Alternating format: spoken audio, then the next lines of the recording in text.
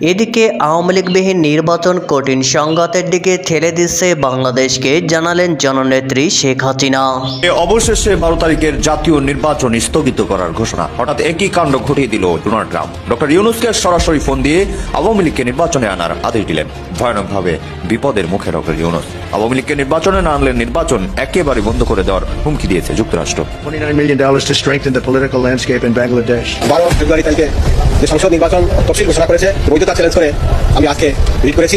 অন্তর্বর্তীকালীন সরকারের মাধ্যমে নির্বাচন সংবিধানেও নাই, আপিলতেও নাই। এদিকে দমানো যাচ্ছে না আওয়ামী লীগের মিছিল, আগাম তথ্য চায় পুলিশ। নবনিযুক্ত অ্যাটর্নি জেনারেল এবং নির্বাচন কমিশনের যিনি সিনিয়র সচিব রয়েছেন তাদের দুজনের মাঝে এই বৈঠকটি রয়েছে। তবে আমরা ধারণা করছি যেহেতু আদালতের নির্দেশ বলা হচ্ছে যে নির্বাচন স্থগিত করা হয়েছে, সে বিষয়ে যদি নির্বাচন একই দিনে হওয়ার কোনো বিধান নাই, তা আরপিওতে নাই, সংবিধানও নাই। এখানে অনেক রাজনৈতিক দল তাদেরকে নির্বাচন করতে আসতে দিচ্ছে না, তাদের কার্যক্রম স্থগিত করে রেখেছে।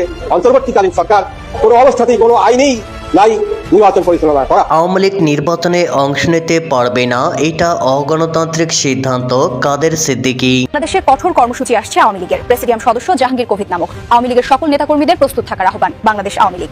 এদিকে হামলা করুক মামলা করুক, আমাদের আর ঠেকে রাখতে পারবে না, একজন আওয়ামী লীগ কর্মীর হুঙ্কার। মামলা করুক, আমাদেরকে ঠেকায় রাখতে পারবে না। বাংলার জনগণ ঘরে ঘরে জেগেছে, বাংলার জনগণ রাজপথে নেমেছে। সামনে রাজধানীর গুলিস্তানে এই মুহূর্তে আমরা দেখছি নিষিদ্ধ সংগঠন ছাত্রলীগের একটি বিক্ষোভ মিছিল বের করছে। এই মুহূর্তে আপনারা দেখতে পাচ্ছেন, আমরা দেখছি যে চারপাশের লোকজন তাকিয়ে আছে, সেটি আমরা দেখতে পাচ্ছি একটি ব্যানার।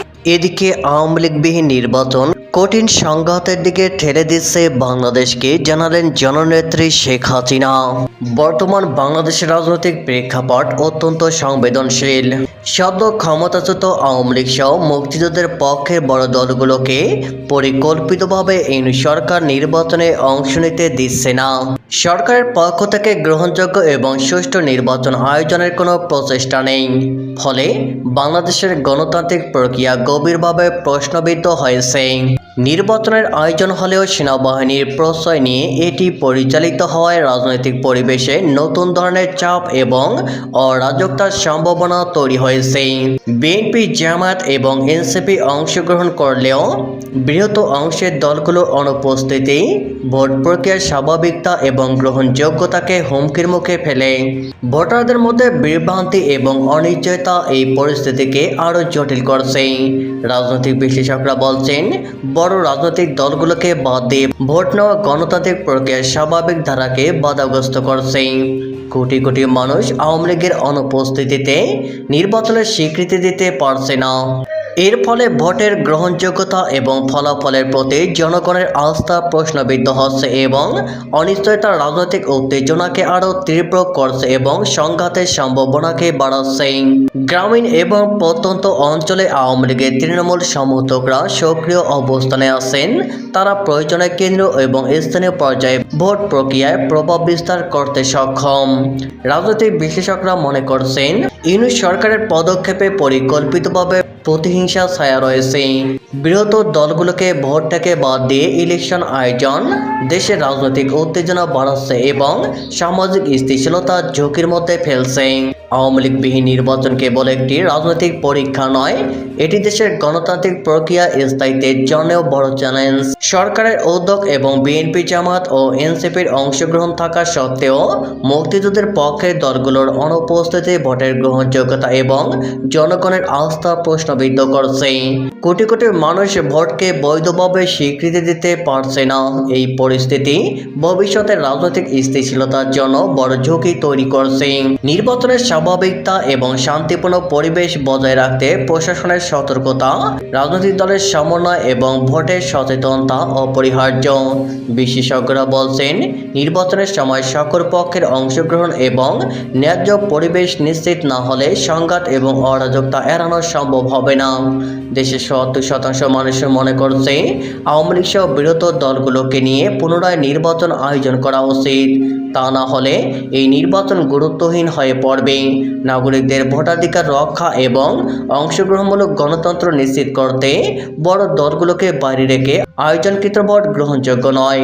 আওয়ামী লীগবিহীন নির্বাচন কেবল ভোটের স্বচ্ছতা এবং গ্রহণযোগ্যতার জন্য চ্যালেঞ্জ নয়, এটি দেশের সামাজিক স্থিতিশীলতা, রাজনৈতিক সংহতি এবং গণতান্ত্রিক ধারার জন্য এক বড় পরীক্ষা। রাজনৈতিক বিশ্লেষকরা সতর্ক করেছেন, এই ধরনের অবৈধভাবে বিজয়ী সরকার ভবিষ্যতে ভোটার আস্থা এবং রাজনৈতিক প্রক্রিয়ার কারণে শাস্তির মুখে পড়তে পারে।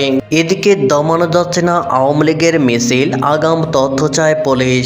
গ্রেপ্তার আতঙ্কের মধ্যে রাজধানী সহ দেশের বিভিন্ন স্থানে ঝটিকা মিছিল বের করেছে কার্যক্রম নিষিদ্ধ আওয়ামী লীগ। চলতি মাসে অন্তত 40টি ঝটিকা মিছিল করেছে দলটি এবং মিছিল থেকে প্রায় 5 শতাধিক কর্মী গ্রেপ্তার করা হয়। এসব কর্মীর অধিকাংশই ঢাকার বাইরের। এদের 40% জামিন পেয়ে আবারও মিছিলে যোগ দিচ্ছে অভিযোগ পুলিশের। এদিকে কার্যক্রম নিষিদ্ধ আওয়ামী লীগের ঝটিকা মিছিল ঠেকাতে কঠোর অবস্থানে ঢাকা মহানগর পুলিশ। ঝটিকা মিছিল ঠেকাতে ব্যর্থতার জন্য এবং এইসব মামলার অভিযোগপত্র যথাসময়ে দিতে না পারলে সংশ্লিষ্ট কর্মকর্তার বিরুদ্ধে ব্যবস্থা নেওয়ার নির্দেশ দিয়েছেন সদর দপ্তর। ঝটিকা মিছিল ঠেকাতে ব্যর্থতার জন্য এরই মধ্যে মোহাম্মদপুরের সহকারী কমিশনার সহ 3 পুলিশ কর্মকর্তাকে প্রত্যাহার করেছে ডিএমপি। জানা গেছে, চলতি মাসে এখন পর্যন্ত রাজধানীর বিভিন্ন এলাকায় আওয়ামী লীগের অন্তত 40টি ঝটিকা মিছিল থেকে অন্তত 200 জনকে গ্রেপ্তার করা হয়েছে। গ্রেপ্তার ব্যক্তিদের বিরুদ্ধে পুলিশ বাদী হয়ে সন্ত্রাস বিরোধী আইনে মামলা করেছে। ডিএমপি মিডিয়া সেলের ডিসি মোহাম্মদ তালিবুর রহমান বলেন, এক্ষেত্রে আমরা কোনো ধরনের ছাড় দেব না। ইতিমধ্যেই আপনারা দেখেছেন, ঝটিকা মিছিলে অংশগ্রহণকারী ও অর্থ সহায়তাকারী সহ অনেককে আমরা গ্রেপ্তার করে আইনের আওতায় নিয়ে এসেছি।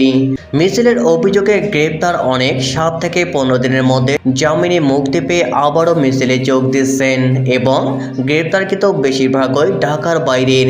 তালিবুর রহমান বলেন, যারা গ্রেপ্তার হয়েছেন তাদের ভেতরে আমরা লক্ষ্য করেছি অনেকে ঢাকায় থাকে না, আবার অনেকেই ঢাকার বাইরে থেকে এসে এসব মিছিলে অংশগ্রহণ করেছেন অথবা চলে গেছে। অনেকে অর্থের বিনিময়ে ঢাকার বাইরে থেকে এসে এসব মিছিলে অংশগ্রহণ করেছেন। এদিকে গতকাল বিকেলে রাজধানীর মিন্টু রোডে ডিএমপি মিডিয়া সেলের সংবাদ সম্মেলনে এই আহ্বান জানান ডিএমপির অতিরিক্ত police commissioner S N. Mohammad Nazrul Islam. বলেন, আমরা আগাম তথ্য পেলে নিষিদ্ধ সংগঠনের নেতাকর্মীদের তৎপরতা কার্যকরভাবে মোকাবেলা করতে এবং তাদের আইনের আওতায় নিয়ে আসতে পারব।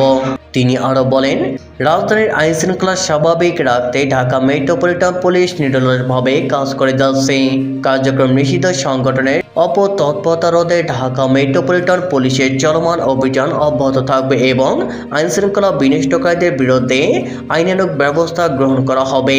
আওয়ামী লীগ নির্বাচনে অংশ নিতে পারবে না, এটা অগণতান্ত্রিক সিদ্ধান্ত কাদের সিদ্দিকী।